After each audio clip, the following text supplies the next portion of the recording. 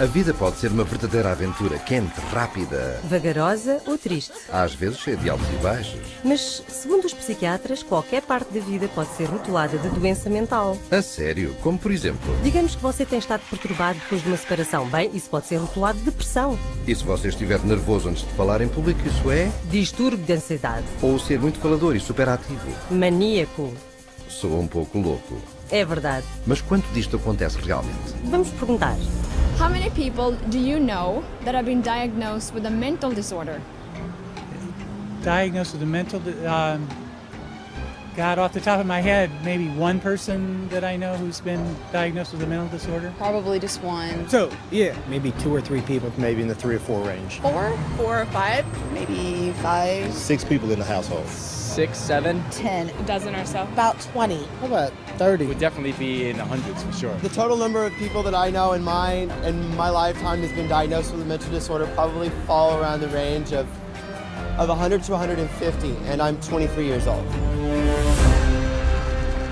É lá, mas de onde vêm esses distúrbios? Do Manual de Diagnóstico e Estatístico de Doenças Mentais da Psiquiatria. São 943 páginas e cobrem tudo desde depressão, ansiedade e gaguejo, vício de cigarros, medo de aranhas, pesadelos, dificuldades com matemática e distúrbio de infância, todas reinterpretadas e falsamente rotuladas de doença mental. Mas algumas pessoas têm problemas sérios na vida. Certo, mas os psiquiatras reduzem isso a algo de mal, como o seu cérebro. Então deixem-me entender isto. Os psiquiatras têm um livro de problemas de vida reinterpretados como distúrbios mentais? Sim. É lá, deve estar bem baseado na ciência. Pensar-se-ia que sim, mas não está. Numa das suas recentes convenções, os psiquiatras admitiram-no.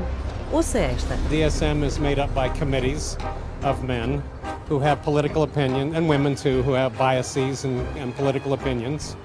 And so there isn't nearly as much science in DSM as there ought to be. Like in the previous one, people had a meeting in the bathroom and they decided that something should be in there, and then they would go and propose it to the whole committee. You have this kind of lumping together of several observations, and when you get enough of them in one tent, you got a diagnosis. DSM system is not the real system of diagnosis. A lot of the disorders that are in there haven't necessarily been rigorously validated. It's just the best tool that we have available, but it is not perfect. It's so useless that if you give me a patient and the DSM, I'll make at least 20 diagnoses on the same patient. You have to take it with a grain of salt anyway. It's actually getting more and more complicated. We're left with diagnosing things on the basis of checklists and questionnaires, which leaves us sort of out of, as you said, the rest of medicine because we don't have a biological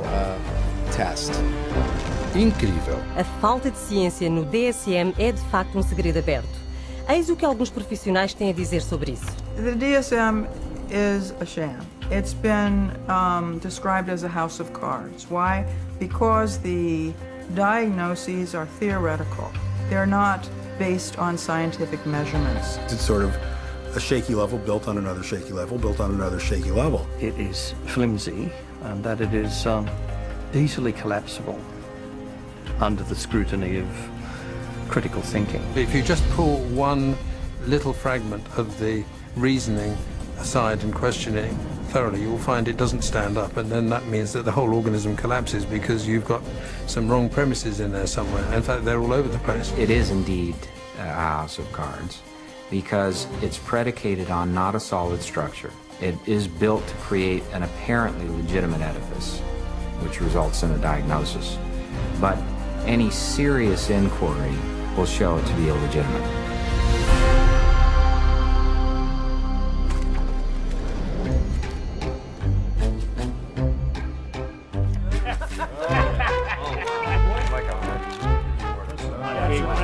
Here, I tell you. With schizophrenia, Mas se o DSM não é baseado em ciência, em que é baseado? Começa com um simples desejo da psiquiatria e psicologia serem aceitos pela medicina. We psychologists have always desperately wanted to be accepted as a real science, as a true science. Now, what the early psychologists did was they looked around and they saw what other scientists were doing and they decided to emulate them. Modern approaches to classifying psychiatric disorders dates from the 19th century. Nearly all the clinical concepts we have today originate from that time. Probably the most important of all was a chap called Emil Kraepelin, who worked first of all in Heidelberg and then in Munich. Nunca ouvi falar dele. Emil Kraepelin é bem conhecido como o pai da classificação psiquiátrica. Ele foi a primeira pessoa a classificar o que pensou ser doenças biológicas no cérebro. Havia demência precoce, que é agora chamada esquizofrenia, doença maníaco-depressiva e psicose paranoide. Ainda existem no DSM hoje. É tudo? 3 distúrbios? Sim, só 3. Mas o sistema de Kraepelin em breve tornou-se muito popular. Ouça isto. Kraepelin's system caught on very quickly, not only in the German-speaking world, but also in the English-speaking world, in the United States and Britain. It caught on because up to that point, nobody had an agreed way of talking about patients. So in the early 1950s, there was compiled Diagnostic and Statistical Manual of Mental Disorders. Now, there are very few statistics in the book. Disorder is used essentially as a euphemism for illness. This is a book which catalogues mental illnesses for which no medical sign has ever been discovered. Este panfleto primitivo tinha 130 páginas e listava 112 distúrbios mentais. Pequeno comparado com o atual DSM, mas muito maior do que qualquer coisa que Kraepelin visionou. Por que tantos? Porque ao definir mais e mais coisas como anormal, os psiquiatras podiam pôr as suas mãos numa grande soma de dinheiro do governo. Definir a vida, o que queres dizer? Bem, coisas como prender a respiração, morder as unhas, chupar no dedo, sonambulismo, pobre eficiência, até homossexualismo. Isso é ridículo. Incluíram tudo isso só para ter pessoas para tratar? E mais. Então, a segunda versão do DSM-2 apareceu em 1968 e expandiu-se para 178 distúrbios, de novo para agarrar mais dinheiro do seguro do governo. Para fazer isso internacionalmente, o DSM-2 foi especificamente escrito para alinhar com a Classificação Internacional de Doença, o ICD, um livro extensamente usado na Europa e em todo o mundo, que, além de diagnósticos psiquiátricos, lista doenças médicas reais. Então, isso é como os distúrbios foram aceitos pela medicina principal. Foi o começo, mas o DSM-2 ainda não era científico, já que foi pesadamente influenciado não por testes clínicos atuais, mas pelas teorias do psicólogo austríaco Sigmund Freud. Deve ter existido uma grande quantidade de neuroses nesse livro, certo? Sim, mas não havia absolutamente nenhum conhecimento do que os causava. Eles nem procuravam por uma causa. Inclusion of a disorder in the classification does not require that there be knowledge about its etiology. So in other words, to make a diagnosis, you really don't need to bother with cause and effect. You don't need to know what causes the condition. Espera lá, se o DSM não diz o que causa os distúrbios mentais, como é que os psiquiatras descobrem-nos? A resposta poderá surpreendê-lo.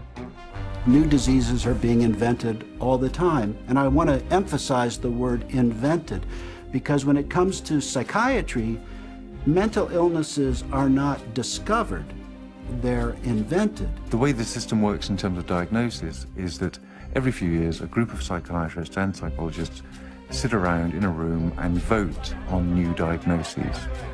Isto é ciência? Não posso crer. Não se preocupe, não é o único. The diseases are voted on? What do you mean? Did you say, are they voted into existence? Or voted? As in created. Oh, man. I think that's kind of ridiculous. It's crazy that you would vote. I definitely don't agree. I don't agree with it at all. Mental disorders should be based on scientific research. I have been led to believe that it's all based on medicine and science. So I'm kind of shocked to find that out. Eu também. Há mais. Não só os distúrbios mentais são votados para inclusão no DSM, como também são votados para exclusão. Por exemplo, homossexualismo. Listado no DSM 1 e 2 como doença mental. Eis como o editor-chefe do DSM-3, Robert Spitzer, explicou. I came up with a definition in 1973 that made it possible to argue that homosexuality was not a mental disorder. On a vote, essentially, at a conference of the American Psychiatric Association, it was removed. Now, did they discover that homosexuality was not a disease through scientific processes? No. It was included for political reasons, and it was removed for political reasons. And the end result is a vote. It's a supposed democracy. So to call it science is is a complete fabrication. Então o DSM é de facto político, não científico. Exato.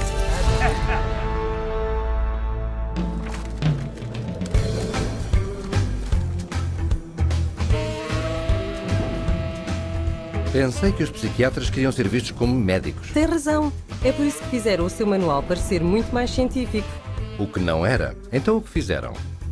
Eles decidiram que a próxima edição do DSM ia ser completamente diferente. Foi uma decisão que mudou a psiquiatria para sempre. If you roll the clock forward to the 1970s in the United States, basically at that time psychiatry was in very poor shape for a number of reasons. First of all, it was held in very low regard by other members of the medical profession. So psychiatry was the sort of thing you did if you couldn't succeed in any other area of medicine. And people such as Robert Spitzer in America made it very clear that the time had come essentially for psychiatrists, being doctors of medicine, to practice medicine. So if a psychiatrist was spending a lot of time dealing with people who were anxious, depressed, these dilemmas, these problems in living now essentially had to be redefined, and they were redefined as medical conditions. And their solution to this was to come up with a manual which defined psychiatric disorders more carefully. So hence we have DSM-3, which is the third edition, which is published in 1980. Sob Spitzer, os psiquiatras que editaram o DSM-3 tiraram a psicologia freudiana e decretaram que dali em diante os diagnósticos da psiquiatria eram puramente biológicos. Então finalmente tornaram-se científicos. Não de todo. Na verdade, a disputa política sobre que distúrbios introduzir ou não no DSM-3 foi ainda mais ridícula. Eis o que um psiquiatra disse sobre isso. They would squeeze into a room which was about half the size of this one. It was much too small.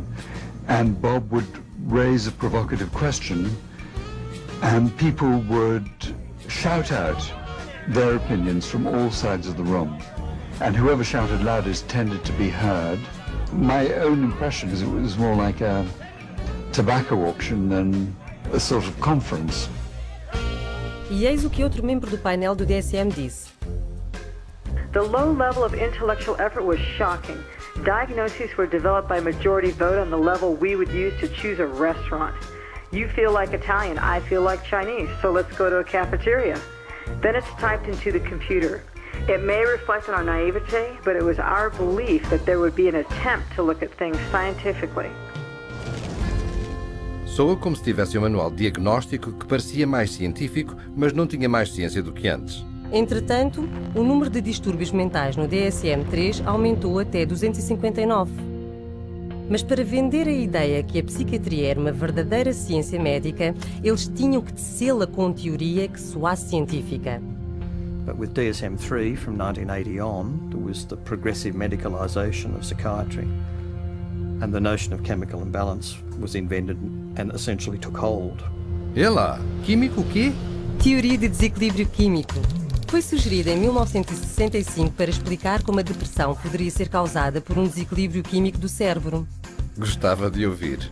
Joseph Schildkraut teorizou que como as drogas psiquiátricas alteram níveis de substâncias químicas, então a doença mental deve ser causada por demasiado ou poucas delas. Não é retrógrado? Realmente é. É como dizer que porque a aspirina para uma dor de cabeça, essa dor de cabeça é causada pela deficiência de aspirina.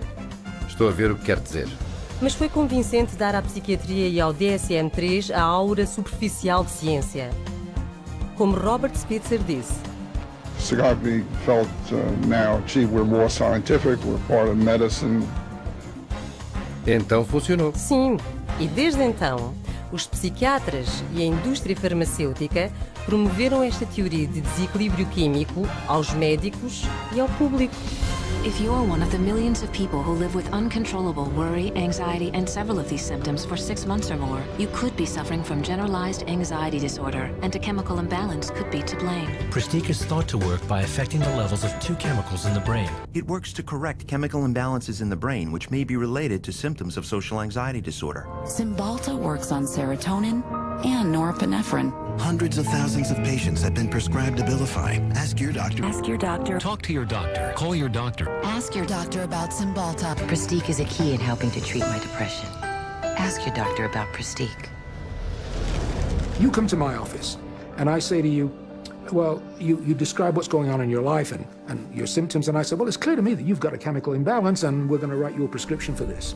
The truth of the matter is, there's no such thing as a chemical imbalance. There's no test out there that they can depend on that tells you have a chemical imbalance. There's actually, in fact, dozens of studies showing that there isn't any measurable imbalance. So psychiatrists will explain to patients all the time, this is just like diabetes. In diabetes, you have low insulin, we have to readjust the insulin level. In depression, you have low serotonin, we have to readjust the serotonin level. But actually, we have already proven that there's nothing wrong with serotonin levels. It's completely a myth, disproven by our own evidence. I had a psychiatrist. He said that, in his professional opinion, this child had ADHD, a chemical imbalance of the brain. And when he was questioned on the witness stand as an expert witness for the state, he was asked if they had done an MRI. He said no.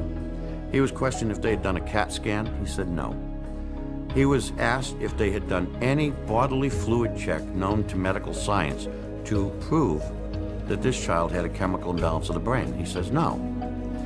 And when he was asked how he arrived at this ADHD diagnosis, a chemical imbalance of the brain, it came down to that he had counseled and observed this child for 2 hours, and half of the time was observing.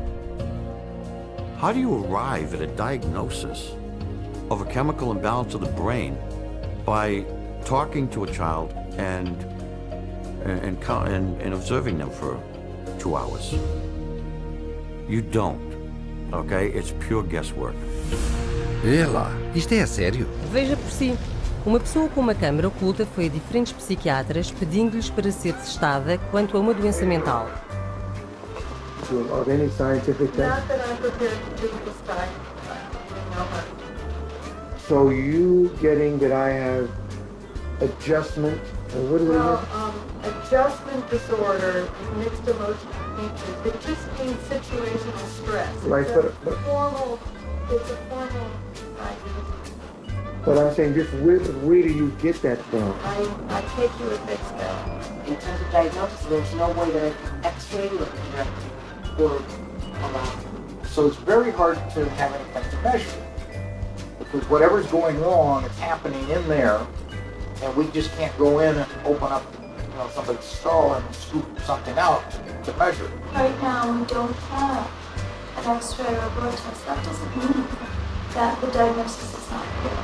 The diagnosis is for insurance, and I'm not really trying to think too much in terms of diagnosis. I don't really see that as my main job here, to make a diagnosis, except to give something to the insurance that's reasonably accurate. But we don't even really know what's going wrong in the brain. So all the things that we found were found by accident. Estou estupefacto. O diagnóstico psiquiátrico é baseado puramente em opinião individual. Não importa o que façam, eles estão errados. A BBC da Grã-Bretanha mostrou um programa onde 10 voluntários, 5 considerados mentalmente doentes, foram observados por 3 peritos de saúde mental para determinar quem era quem. Epa. Veja isto. We think that it's likely that you've had a history of bipolar disorder. Is that correct? You're wrong. Okay. We've come to the conclusion that at some time you've been diagnosed with a mood disorder. You're wrong. We were wondering whether at some point in your life maybe that you had suffered from a significant psychiatric problem of some kind or other. No. Not at all? You are wrong. All right, okay. 3 wrong diagnoses in a row. After a whole week of observation, the panel have identified just 2 out of 5 disorders. Lá se vai a ciência. Ora bem.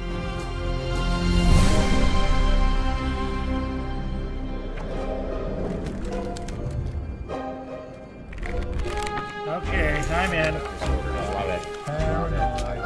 Get I got a pair of compulsive disorders here. Como podem os psiquiatras dizer que se baseiam em evidência quando não têm nenhuma evidência? Vai mais longe. Os psiquiatras não têm testes para provar o distúrbio mental que rotulam e nem conseguem definir o que é um distúrbio mental. Não. Eles até o dizem no DSM. Veja isto. Although this manual provides a classification of mental disorders, it must be admitted that no definition adequately specifies precise boundaries for the concept of mental disorder. There you go. Incrível. Mas os psiquiatras não acabam aí. 14 anos depois do DSM-3, eles publicaram o DSM-4. E o seu editor-chefe foi mais rude sobre o termo distúrbio mental. There is no definition of a mental disorder. It's bullshit. I mean, you just can't define it. Então, mesmo admitindo que não podiam definir distúrbio mental, um termo que usaram no título do seu próprio manual, eles adicionaram mais distúrbios. Muitos mais. 115 para ser exato, para um total de 374. Isso é mais de 3 vezes o número de distúrbios listados no DSM-1. E em apenas 40 anos.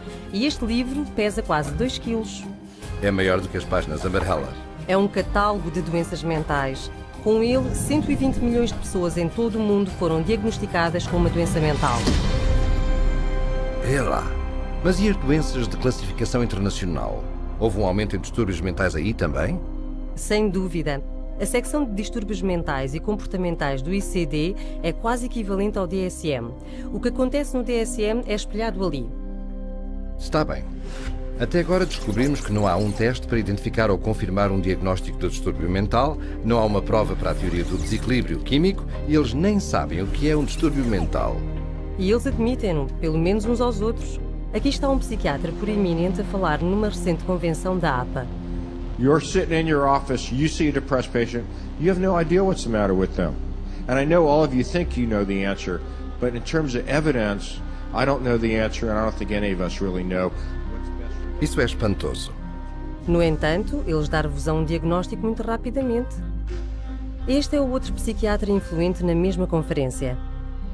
Jim Burley at the Maudsley Hospital did a study once on how long it took people to make up their mind about the diagnosis after they entered a room. And it was about, how many, David? It was 2 seconds? It was a couple of minutes. It was very... 2 minutos? Sim. É claro, até o presidente eleito da Associação Psiquiátrica Americana disse que o DSM é uma piada. Well, what does D stand for? I used to think it is diagnostic, but over the last few years realized it is more like a dartboard. Jogo de dardos? Os psiquiatras dizem isto aos seus pacientes? Não. Os psiquiatras agem como se soubessem do que falam, enquanto mantêm o público no escuro. I was sent to a psychiatrist who saw me again for maybe about 15 minutes, talked to me how I was doing at 7 years old, and I left with a prescription for Ritalin. Probably within the first 15 minutes, he diagnosed me with having an anxiety disorder and put me on prescription medication. The amount of time it took for the diagnosis was, I'd say, probably within 10 minutes I was diagnosed with anxiety, with depression, within 10 minutes of speaking to the psychiatrist, and I was put on those drugs immediately. I received numerous different diagnoses from different doctors, and each one gave me a different drug. I didn't have to undergo any tests. I didn't even have to sit there and I didn't have to ask any questions. It was just that's what you've got, and this is the drug. They really didn't talk to me. They were always talking and questioning my mother.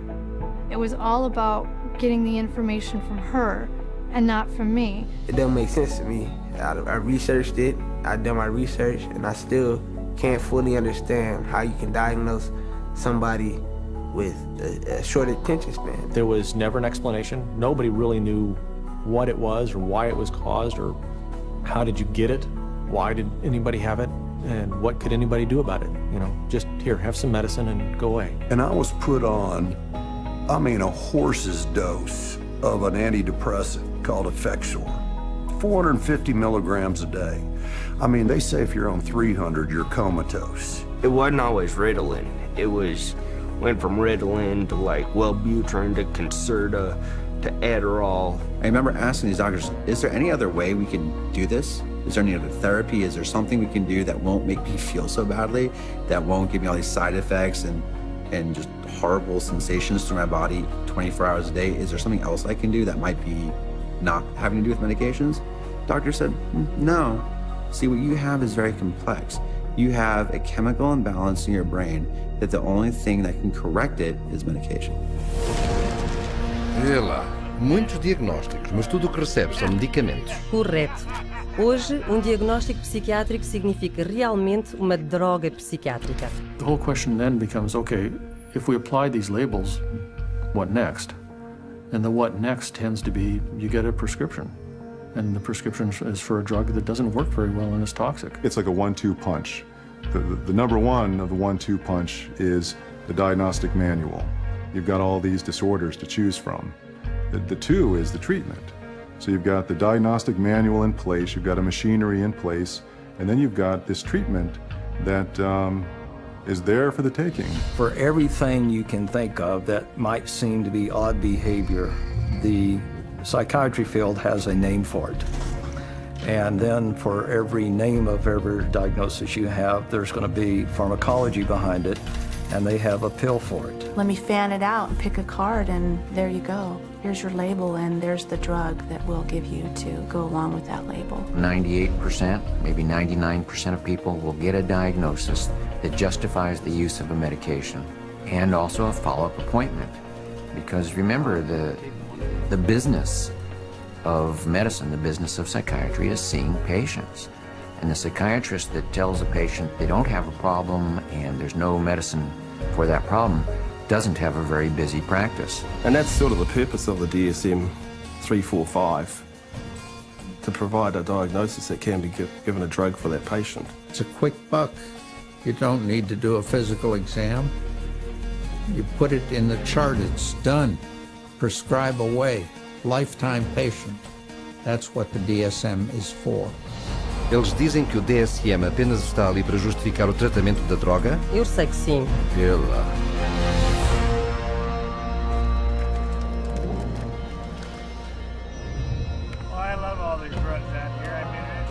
Então, se o tratamento primário da psiquiatria é drogar, haverá muitas drogas para receitar ali. Sem dúvida. Sabia que mais de 600 milhões de receitas são escritas para medicamentação psiquiátrica todos os anos? Epa!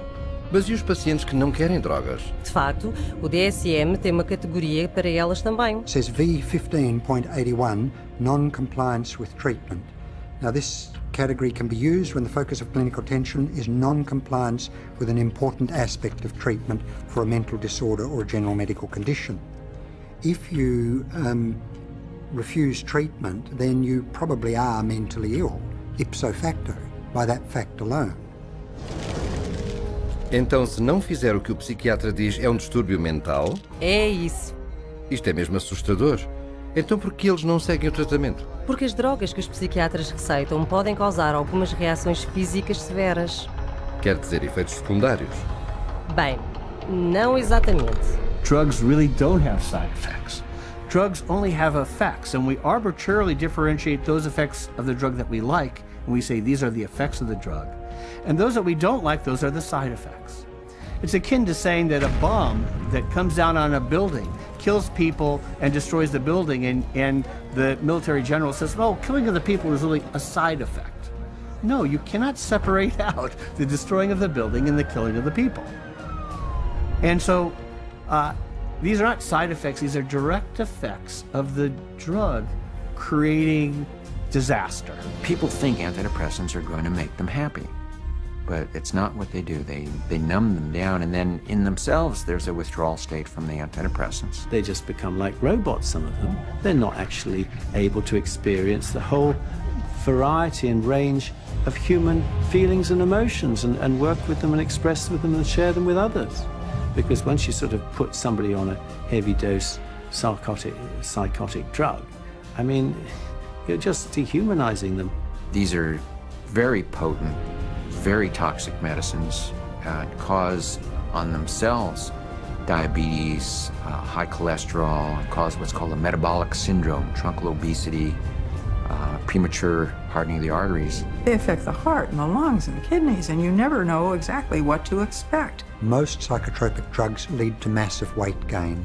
Some of them, like olanzapine, for example, can lead to weight gains of 25, 30, even 40 kilos in a year or two, and that is serious. One of the side effects is it affects your sexual performance abilities. In people who are on a lot of medication, they're just totally unable to detoxify through their liver, and then other functions of the body shut down one by one. These drugs have on their labels may increase risk of suicide and homicide in people who take them. Just like a carton of cigarettes has to say may be hazardous to your health. And there's cases where many people who commit suicide or commit acts of violence are on these medications, which definitely has this type of side effect. You look at the side effect profile is identical to what they're trying to treat, and in some cases worse, and especially in the instance of suicide, then you can see that it's an extremely treacherous area with very, very little actual science behind it. Está a brincar? Estas são drogas perigosas.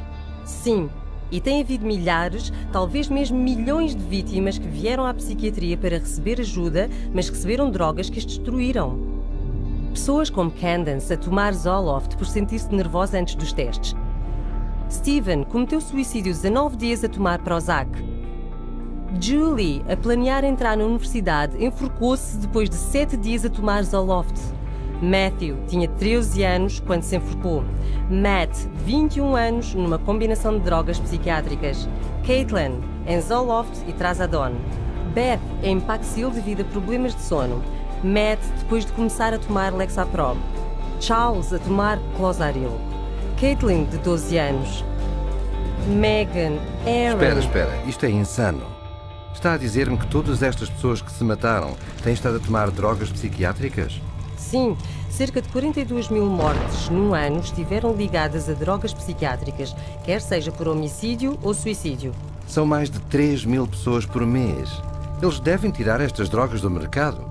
Sem dúvida que sim, mas porque estas drogas são de longe o principal tratamento que os psiquiatras oferecem aos seus pacientes, eles menosprezam os riscos. E os seus pacientes pagam o preço. When you get on psychiatric drugs, you feel just like you don't really want to live anymore. Like just depressed all the time, and you feel sad. You don't feel like you're in your own skin. It almost feels like you just want to come out of your skin all the time. Get really bad headaches, I'd start shaking, I wouldn't sleep very well, I'd have nightmares. I had started shaking really bad and it was like uncontrollable, you know, and it's like, I don't understand why I shake so much. It brought on the symptoms that I was trying to escape from, very severe. I'd go through spells where I'd just be completely just dead.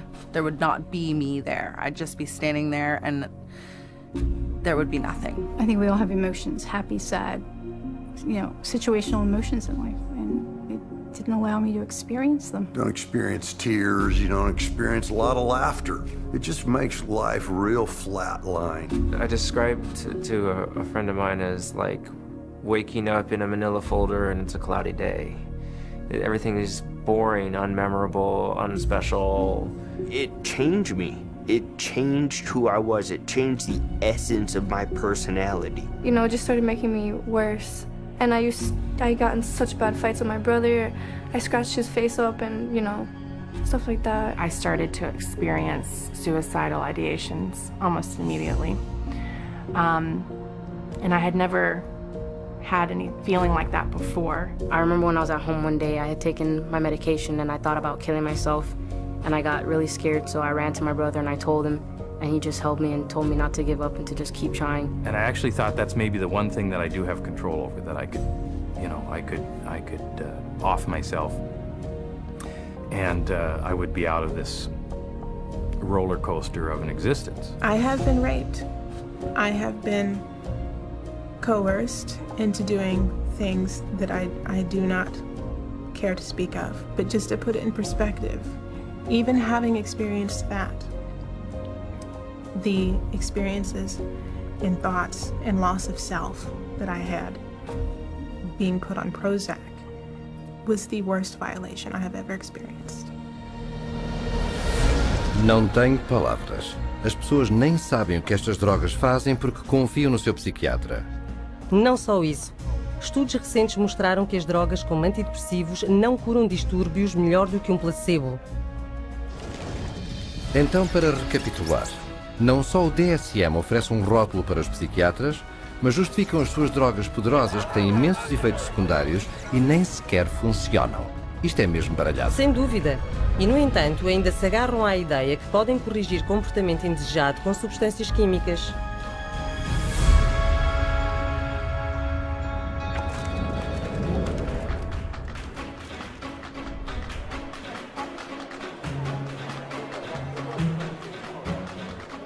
Naturalmente que a psiquiatria atrai a indústria farmacêutica agora que podem vender drogas para cada distúrbio no DSM.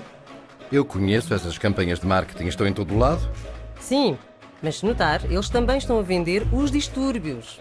As companhias de drogas publicitam distúrbios do DSM na imprensa, na televisão e na internet, pedindo que fale com o seu médico. Eles põem os seus peritos em programas para falar sobre as últimas doenças mentais epidémicas. Eles põem artigos de jornais sobre elas e contratam psiquiatras para conduzir estudos e escrever ensaios para dar aos distúrbios um ar de ciência. Porque se as pessoas pensam que têm o distúrbio, elas pedirão a droga. Exatamente. The pharmaceutical industry markets disorders. Because if you can market a disorder, then you've got something to sell your product to treat. So people suddenly come to think of things they previously didn't regard as a disease state as a disease. Go to the doctor, see the psychiatrist. The psychiatrist then prescribes the drug that the drug companies have received FDA approval for.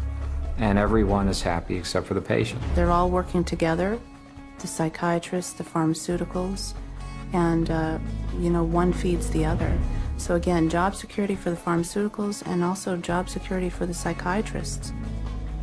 E não são só as companhias de drogas que promovem estas doenças. Um psiquiatra, Joseph Biderman, criou e popularizou um distúrbio chamado bipolar pediátrico. Ele, de facto, disse que pode começar no momento em que a criança abre os olhos. Bipolar? Mudanças de humor? Em crianças? Infelizmente, sim. Em 9 anos, o Dr. Biderman expandiu 40 vezes o número de crianças rotuladas como bipolar. A maioria foi receitada com poderosos antipsicóticos destinados a doentes mentais mais sérios. Não fazia a mínima ideia. O psiquiatra editor do DSM-4 admitiu a responsabilidade do DSM em criar a moda bipolar infantil. Well, we learned some very, very painful lessons in doing DSM-4. But inadvertently, I think we helped to trigger 3 false epidemics. One for the childhood diagnosis of bipolar disorder. Demasiado tarde, não é? Para muitas crianças, sim. E como os psiquiatras dizem que os distúrbios mentais como bipolar não podem ser curados, os psiquiatras e as companhias de drogas fazem clientes para toda a vida. Assim, é uma parceria natural. Sem dúvida. As companhias de drogas oferecem imenso dinheiro para pesquisa aos psiquiatras, que depois criam mais diagnósticos para tratar com drogas psiquiátricas. Drug companies have become increasingly dependent on mental illness diagnoses in order to maintain their profit margins. And psychiatrists and increasingly clinical psychologists are more than happy to manufacture mental illness in order to make that happen. Hence, the increase in size of the Diagnostic and Statistical Manual of Mental Disorders. The strategy is how many people we can diagnose with a particular label that would be broad enough to include a ton of people in it. And the mentality behind that is the sale of the pharmaceutical drug, which eventually becomes the treatment. These drug companies are making a lot of money, and they're spilling that money and sending that money to people that will help support their cause. So it's not a surprise at all that they have infiltrated so many of the committees within the DSM and so much of our own medical education. Espera um minuto. As companhias de drogas infiltraram-se nos comitês de psiquiatras decidindo sobre que distúrbios incluir no próximo DSM? No DSM-4, 56% dos membros do comitê tinham laços financeiros pessoais com as companhias farmacêuticas, a própria indústria que lucraria com as 115 doenças mentais acrescidas votadas. Então é claro que se vê mais diagnósticos que serão tratados com drogas. E muitos mais sintomas listados para cada um. The whole world has been made crazy, really. And we have these proliferation of categories which have become more and more encompassing, encroaching in ordinary everyday life. There isn't a human being on the planet who doesn't have at some point, if not several points, in a day or a week, distress. It's part of being human. But to say that because you have this distress, that you now are diseased? If you take a god man in India who wanders around with a shawl and meditates for 17 hours a day, drinks rainwater and engages in some kind of spiritual or religious discipline or practice where he might roll on the ground for 100 miles to a holy place, people there don't persecute those individuals. They accept them as people engaged in religious practices. But here, if you took those same individuals in India and you had them walk across a campus in America, they would immediately be arrested and put into a psychiatric facility because they're manifesting psychosis. This varies by culture. What do we want to straitjacket everybody? Is everyone going to be the same? What about people that do have a little bit odd behavior? Is a little odd behavior bad or dangerous? It's just different. You want this thing to cover, all manner of aberrant human behavior. So if you can cover every bit of it, then you're going to have the best chance possible to a billable unit of service. E caso alguém não se encaixe nas suas categorias, há mais uma em que se pode encaixar. Naturalmente. This is number 301.9. 312.9. 292.9. Bipolar disorder, not otherwise specified. Gender identity disorder, not otherwise specified. Disorder of infancy, childhood, or adolescence, not otherwise specified. Not otherwise specified. What the hell does that say? They don't know. It's kind of like a catch-all. It's the garbage can for the leftovers. There's even a box for people that don't fit in the other boxes. To me, it's insane. This is like rubbish to me. This is scary to me. This is hackery, quackery, dockery. Isso é má ciência. Se as suas categorias são tão fracas que precisam de uma categoria para apanhar todas as peças perdidas. Sim, como o ADHD não especificado, distúrbio alimentar não especificado, distúrbio do humor não especificado. You can always use the NOS, the not otherwise specified diagnosis, and that's a billable service. Not otherwise specified means that you're sort of at sea to some extent on the exact diagnosis, meaning it doesn't fit into any of the categories you've established. Unspecified mental disorder. You see, that's considered a disorder. Having nothing wrong with you is now a disorder. That's what this says. Can you believe it?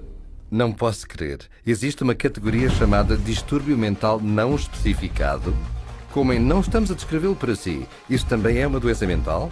Fica ainda mais louco. De acordo com o DSM, também poderia ser diagnosticado com um distúrbio mental que nem sequer é listado. Está a brincar. Ouça esta. These diagnostic criteria and the DSM-4 classification of mental disorders reflect a consensus of current formulations of evolving knowledge in our field. They do not encompass, however, all the conditions for which people may be treated or that may be appropriate topics for research efforts. It's even in the language of the introduction, it's basically saying we're trying to have a diagnosis to cover all the bases of anything that somebody could come in complaining about, which is, again, entirely backwards from how medical diagnoses are come to. Este DSM não é minimamente medicina. Não, é puro marketing.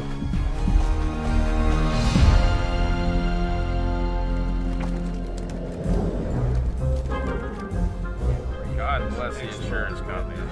You get these multiple personalities that you call insurance companies. Insurance billing, that's the big money right there. Algo ainda me intriga. Se o tratamento psiquiátrico é tão longo, caro e ineficaz... Eu sei. Quem está disposto a dar essa quantidade de dinheiro para tratamento psiquiátrico que se arrasta por anos, muitas vezes durante uma vida, com resultados tão desprezíveis? Exatamente. Quem paga tudo isto? O governo e os seguros de saúde.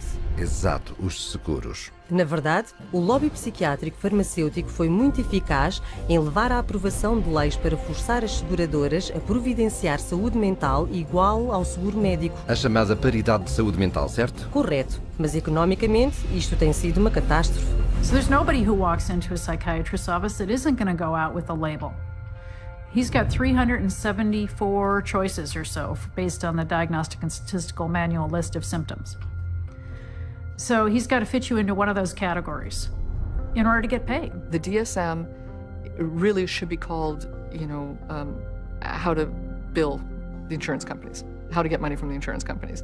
It's a list of codes, and there's a number for everything, and that number goes on an insurance form, and then you get payment for it. The DSM is completely built into the system now because you can't get reimbursed by an insurance company unless there's a DSM diagnosis. A kid wets the bed, you can bill on that.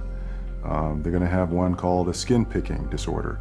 You pick your skin, you can diagnose and bill on that. You can always find a diagnosis and you'll always be able to bill. A psychiatrist or a psychologist can go through their book now and find a diagnosis code for just about anything. Everybody would fall into something that they could put a diagnosis on and fraud insurance companies. Que fraude! Tem razão. Todos os anos a indústria psiquiátrica usa o DSM para receber 100 mil milhões de dólares do governo e seguradoras privadas. E isso é só um país. Agora estou a ver o quanto o DSM aumentou os custos do tratamento médico. Eu sei. A média da conta de seguros dos psiquiatras é o dobro do tratamento médico geral. E isso sobe o que se tem de pagar às seguradoras. Certo. E desperdiça impostos também. O programa de seguros de saúde mental do Texas foi quase à falência por uma classe de drogas psiquiátricas muito caras, normalmente receitadas por distúrbio bipolar. É lá, isso são muitas drogas. Claro que são. E ainda por cima, dado que os diagnósticos do DSM são tão arbitrários, outro enorme e custoso problema é a fraude de seguros. Hospitais psiquiátricos privados foram apanhados a passarem-se por clínicas de emagrecimento para atrair pessoas. Come with me. Pagando a recrutadores 3 mil dólares por cabeça para trazer pacientes segurados pelo governo. How many more you got coming? A bunch. E a manter os pacientes internados até a cobertura de seguros esgotar. E tudo isso é por causa do dinheiro do seguro? Sim. E assim que os pacientes estejam admitidos, pode-se buscar qualquer diagnóstico do DSM para justificar o tratamento. Veja esta filmagem oculta de alguém fazendo-se passar por funcionário de um manicômio. I'll say patient display. That's how my opening is always a classic. Patient display. He's sort of, what do you think? You think he's, I thought, I've interacted with him a lot. I thought he's always appropriate. He's always... But under behavior, what's some good words in here? He's not negative. He's sort of intrusive a little bit. Not really. He doesn't push limits anymore. He didn't really act intrusive. He acts sort of anxious. Focus on the negative. And why should we focus on negative? Because that's how they get paid. I mean, this is what they told me. I mean, you write what you want to write. I know I got to write for you. So I know what I have to write. You know what I mean? So that's why Like, why do you have to write it? So this place can get paid. Oh, okay. It's a business thing. It's not like I'm lying, but I always pull the negative out. Like, you're supposed to. They tell you to. What? The negative? Pull the negative out. You pull it out of it. Isso não pode ser ético. Não é. E isso é apenas o começo da fraude. Os psiquiatras também foram apanhados a cobrar as companhias de seguros por ouvir música, ver televisão ou jogar bingo, cobrar por serviços de despertar, bilhetes de teatro ou viagens, ou por dizer tratar de pessoas na prisão, em coma ou mesmo mortas. Não. Alguns psiquiatras foram presos por terem relações sexuais com os seus pacientes e chamarem a isso terapia. Isso é repugnante. Como um diretor de fraudes de seguros disse, a extensão da fraude é apenas limitada pela imaginação. Não fazia a mínima ideia. Poucas pessoas o sabem. A fraude da saúde mental custa às seguradoras e contribuintes 5 mil milhões de dólares todos os anos nos Estados Unidos. Deveriam prender estes criminosos e deitar a chave fora.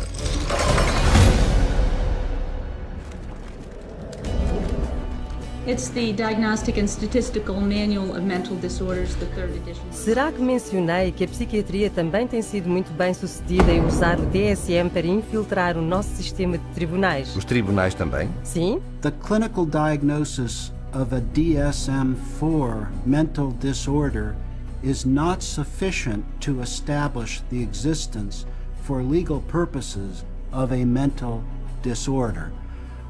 That's a very interesting point. Basically, what the authors are saying here is that the material in the DSM has no utility in the courtroom in deciding guilt or innocence. It should not be used in courtrooms as part of the legal process. Espera lá. Mas o DSM não declara que não pode ser usado para estabelecer distúrbio mental num tribunal de lei? Precisamente. E, no entanto, é usada a toda a hora. Sim, como a defesa por insanidade. E por disputas de custódia, compromissos civis, regulação de testamentos. Eu li sobre psiquiatras a aparecer em tribunal em laudos opostos do mesmo caso, ambos usando o DSM e aceitos pelo tribunal como testemunhas peritas. There was no evidence, as far as I could see, for psychosis or delusions. Because he's suffering from narcissistic personality disorder and a delusional disorder grandiose. Uma contradição total. Nem sempre foi assim. In the beginning of the 20th century, a psychiatrist in a courtroom would be laughed out of the courtroom by and large. Today, it's commonly accepted testimony as long as it's in accord with the DSM. The danger in using the DSM in a court setting is that you're using a vocabulary that the judge or the jury doesn't fully understand. They are, by concocting these psychobabble words, it makes it seem like there's something there that may not be there. The courts have allowed all this junk science to come into the courts, and they've made case law on it. And once the case law is made, we're stuck with it until it gets overridden. They come in with tests, they come in with their diagnostic categories from the DSM, and they say, we've done tests, we've determined that this person has this numbered malady, and therefore they do. And there's almost no way to pry a judge out of accepting that. When a psychiatrist makes a diagnosis in court, is that the person is sent to a mental institution, deprived of liberty, and we have no idea whether he's guilty or not. Alguém é involuntariamente internado numa instituição psiquiátrica a cada 40 segundos, com base nos diagnósticos do DSM. Isso está tão errado. E qualquer pessoa, em qualquer altura, pode perder tudo devido à opinião de um psiquiatra. Ouça isto.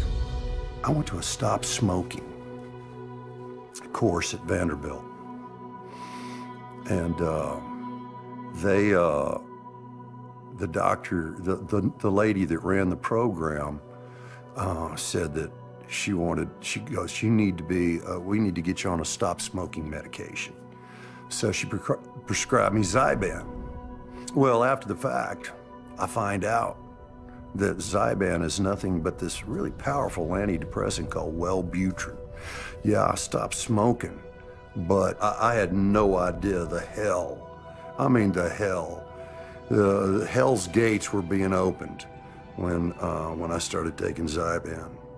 I had been clean and sober for 18 years. Just never considered that. But something about that, I started experiencing the craving to drink again, and my life fell apart. Divorce, relapse.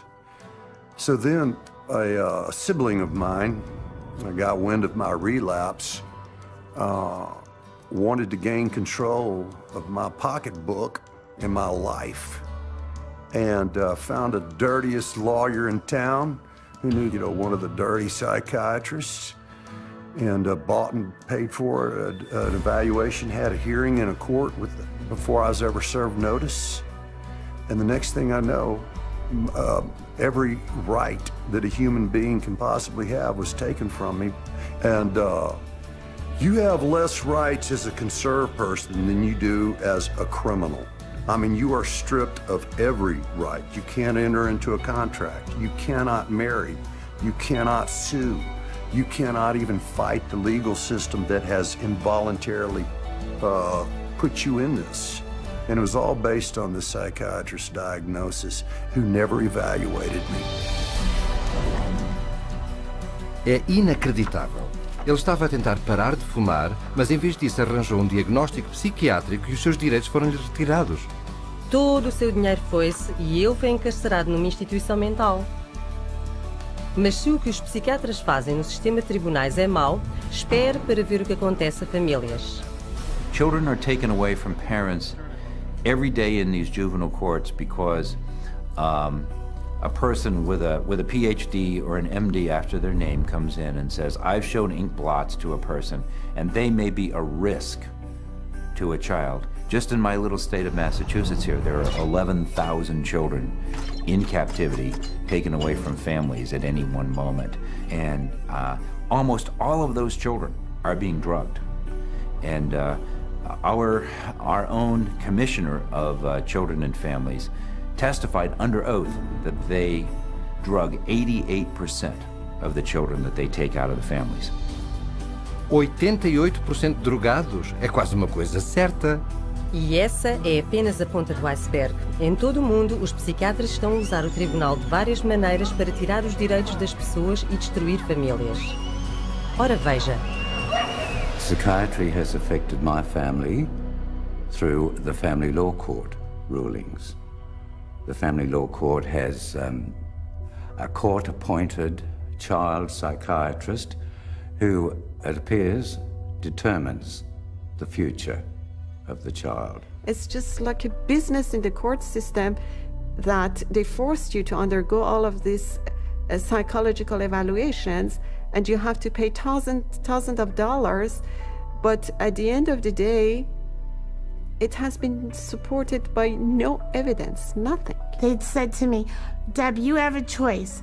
Either you bring your son to get medicated, or we'll take your child away from you and put him in a home that they'll medicate your child.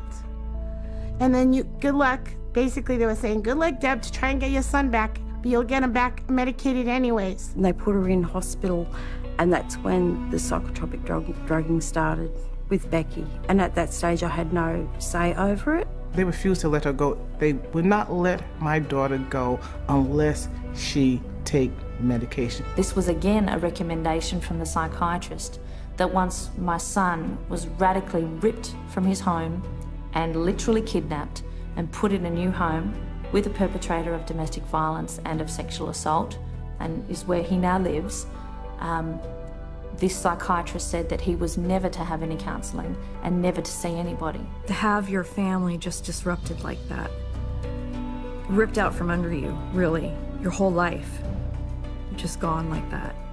And then you have to fight every day to get him back. It was very devastating. In some ways, it's worse than a death because it's unresolved, and you know what the truth is. And you feel like giving up and not fighting back for that custody of that child, but you can't. Yeah, there's just no justice. Isto é horrível. Eles estão a despedaçar famílias baseando-se em diagnósticos arbitrários nos tribunais? Exatamente. So it's unfortunate that the courts have bought into the DSM. It's unfortunate that the whole psychiatric profession is wedded to the DSM. It's unfortunate that the psychiatric profession is in bed with the drug industry, and it's unfortunate that drugs that don't work are the common prescribed drugs for all manner of conditions in children and in adults.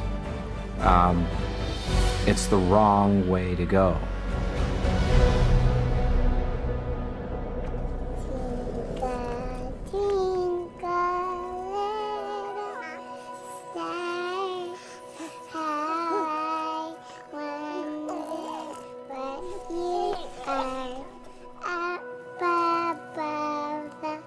Não, eles não. Infelizmente, sim. As crianças são um enorme mercado para a psiquiatria.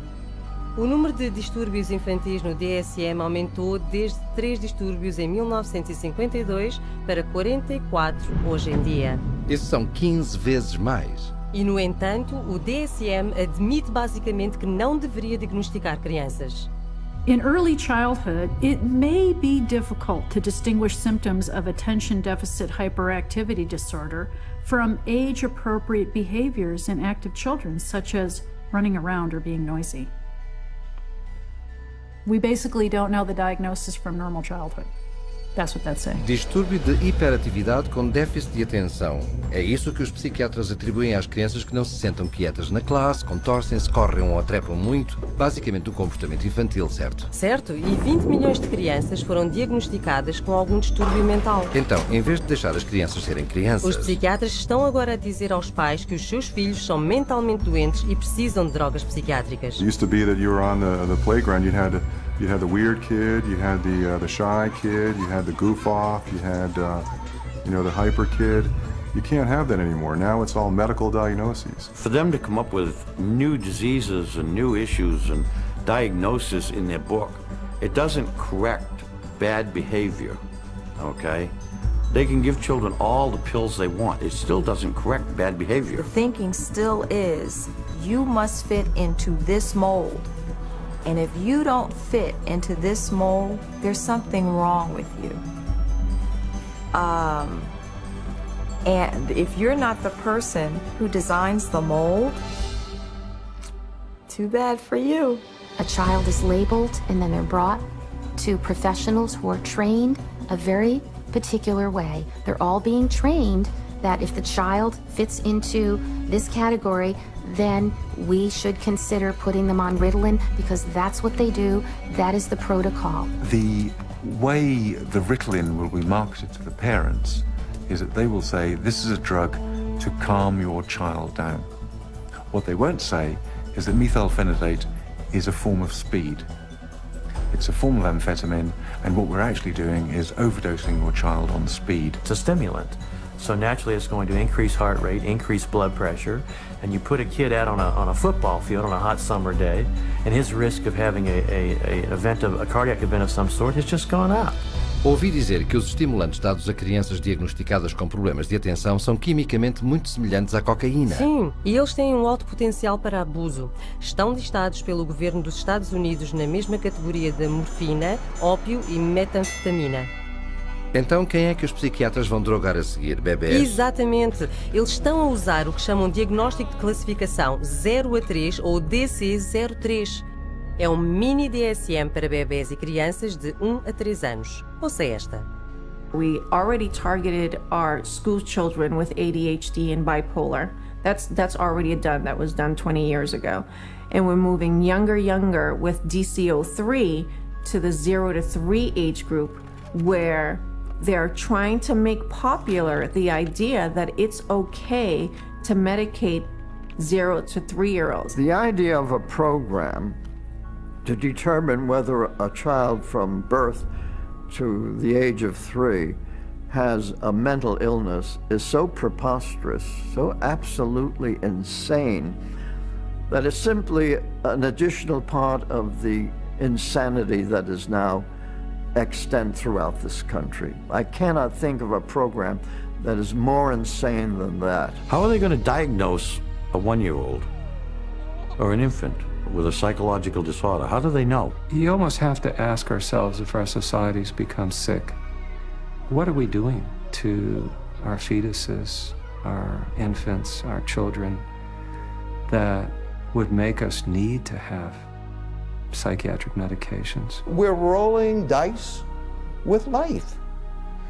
We're rolling dice with our children who can't even discuss it with anybody. They have no control. They are the helpless victims, and the ones who are supposed to protect them and care aren't armed with the facts. Se os pais soubessem tudo isso, eles estariam furiosos. Pode crer que estariam, mas cuidado, porque o DSM também diz que pode apanhar uma doença psiquiátrica do seu filho. Deve estar a brincar. Está no DSM.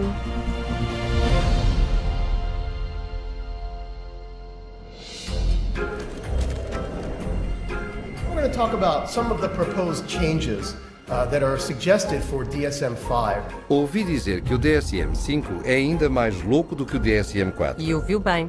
You've got 374 named diagnoses in DSM. Well, guess what? There's going to be more in DSM-5. Why do we all of a sudden need a fifth, a DSM-5? Psychiatry wanted to broaden the horizons of mental health problems, of disorders. They wanted to stretch the disorders so it would encompass more. And to do that, they're going to add more diagnoses. We need more diagnoses like we need a hole in the head, really. They're not serving a purpose for mankind, all these diagnoses. They're almost laughable, some of the diagnoses. Risíveis? A sério? Bem, eles estão a falar sobre distúrbio de armazenar para pessoas que não deitam coisas fora. Persistent difficulty discarding or parting with personal possessions. Distúrbio alimentar para pessoas que comem frequentemente. Recurrent episodes of binge eating. E existe o distúrbio de coçar a pele. So it's recurrent skin picking resulting in skin lesions. Isso é um distúrbio mental? E para as crianças, existe um novo distúrbio que irá abarcar ainda mais crianças cujas birras ainda não são consideradas bipolares. They've created temper dysregulation disorder to seem a little bit more mild of the condition and include a lot of the younger population in terms of that diagnosis. And what it essentially does, it just broadens bipolar disorder into a whole other new category. And where they don't fit into bipolar, now they can fit into this other diagnosing criteria. Então a rede está a ficar cada vez maior. Maior do que imagina. Até estão a considerar adicionar um rótulo para pessoas que passam muito tempo no computador. Internet addiction diagnosis. It's another example of, just taking something going on in the popular culture that's, pretty widespread, and then finding a way to pathologize it. I know people personally that spend 12, 13, 14 hours a day on the internet or social networking groups like Facebook. So there is something going on there. But is it a condition that we need to then label and drug? Absolutely not. Isso é risível. Sim, até que considere que na China o governo já estabeleceu clínicas psiquiátricas para tratar adolescentes por, cito, uso problemático de computador, às vezes a usar choque elétrico para curá-los. Não. E se pensa que isso é mau, existe mais uma inclusão proposta no próximo DSM que é verdadeiramente arrepiante. Fica pior. Este leva ao diagnóstico de doença mental um passo mais adiante. Síndrome de risco de psicose. Mais recentemente com um título complicado de Síndrome de sintomas psicóticos atenuados.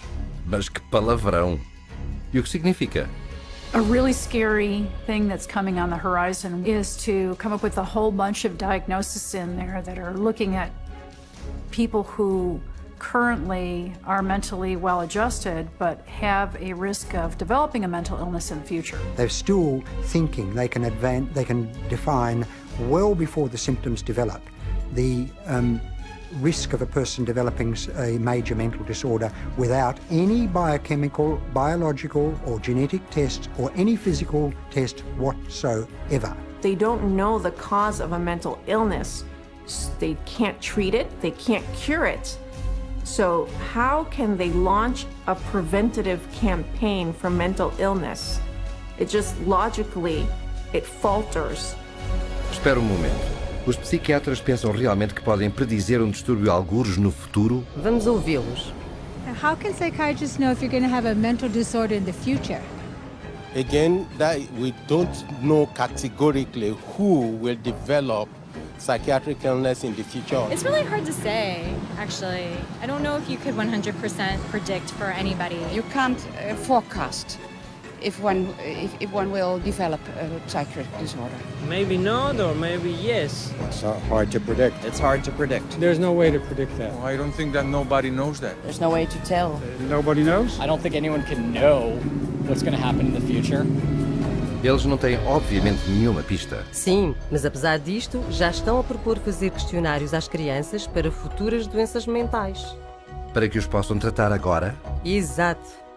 I would hate to see us go into the type of society where people are locked up for what they may do in the future, rather than what they actually have done. Identifying people who are pre-psychotic would be a huge industry. É lá, isso é verdadeiramente aterrador. E a parte mais louca disso, os psiquiatras ainda estão a avançar para o DSM-5, quando alguns dos seus mais influentes admitem que é completamente inútil. Any comment on DSM-5?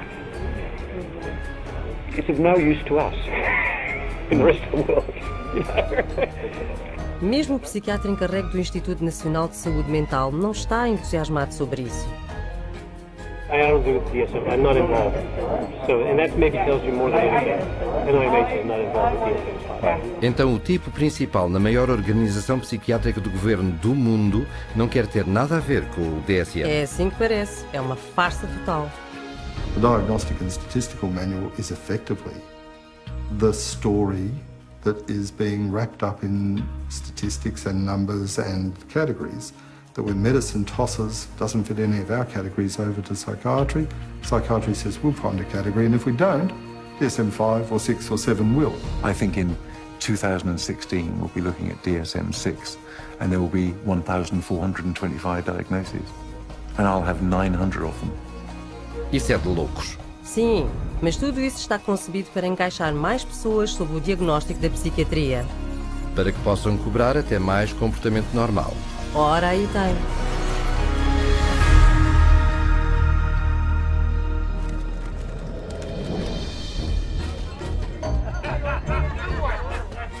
Então, se o DSM é tão desnecessário, por que é que os psiquiatras... Oh, já entendi.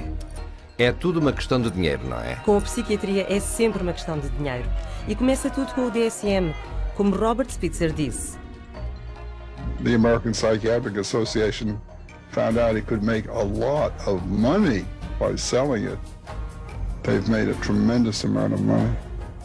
Every time they revise the DSM system, the American Psychiatric Association makes a hell of a lot of money. Muito dinheiro? De quanto estamos a falar? De 6,5 milhões de dólares de vendas por ano. É lá. Mas não é só vendendo o DSM que fazem lucro. Os psiquiatras e as companhias de drogas fazem dinheiro sempre que o usam para diagnosticar alguém. You create disorders so that you can treat it with a drug. It's the ultimate money-making machine. How many people can we drug? How many labels can we put out there? How many people can we herd into these labels and feed them a drug so we can get richer, make more money? There's an inherent conflict of interest, and that conflict of interest is driven by the desire to make money. More money, more money, more money than one should expect. Huge money in the psychopharm business. If you really did the research on these diagnoses, see that 90% of them or more don't exist, they're not valid, then that's all of a sudden, all that reimbursement from insurance companies disappears. So we have to cut the money cord, as well as cutting the DSM cord if we're ever going to really succeed stopping this juggernaut from continuing. Once again, it's follow the money, and you'll get your answer every time. Isto tem sido um abrir de olhos. Vejamos, não existem testes de laboratório para um distúrbio mental que os psiquiatras nem conseguem descrever no seu próprio manual. A teoria do desequilíbrio químico é totalmente fictícia e, no entanto, as drogas que dizem equilibrar o cérebro são receitadas a pessoas de todas as idades. Sim, com 84 mil milhões de dólares por ano, com um aumento de 10 mil milhões de dólares de prémios de saúde só nos Estados Unidos. E estamos a pagar por tudo isso através de impostos de governo e faturas mais altas de seguros. É verdade. Toda a indústria psiquiátrica usa o DSM para fazer 330 mil milhões de dólares por ano. É quase 1/3 de $1 bilhão. E está a crescer. Está fora de controle. Well, the whole system is now a runaway train, but the DSM is the locomotive. And if you took the locomotive off, eventually the train would stop, because there'd be nothing more pulling it. We're losing the concept of health. Everybody is sick and everybody's got a condition and everybody needs drugs. You're going to end up with a whole society that's going to basically have to be led around by the hand. But who's going to lead them around? Because they're drugging so many of them. In psychiatry, you know in your heart of hearts that you're not really diagnosing. You know in your heart of hearts that you can't really treat what you think might be wrong. And you also know that most of what you're dealing with in the DSM is unprovable and unreliable, not a predictable indicator. So what do you have then? Boa pergunta. Nada, diria eu. E as pessoas estão a magoar-se. Sim. You're very lucky to go through psychiatry and survive. It really is as simple as that. Only when enough people rip the veneer away and show that it's just nothing more than a Hollywood set is it ever going to fall down. It would be good if all the medical professionals who are really practicing medicine and really trying to help people and based on scientific fact and what they can best do to improve the lives of others, if they would recognize, just be able to look at this fact. It's hard to look at it, but look at this fact and be ethical and be honest and clean up the profession by getting rid of this fraudulent part of it. Psychiatry. Muito bem dito. É tão óbvio. Temos de nos ver livres do DSM. É terrível para a sociedade. Eu sei.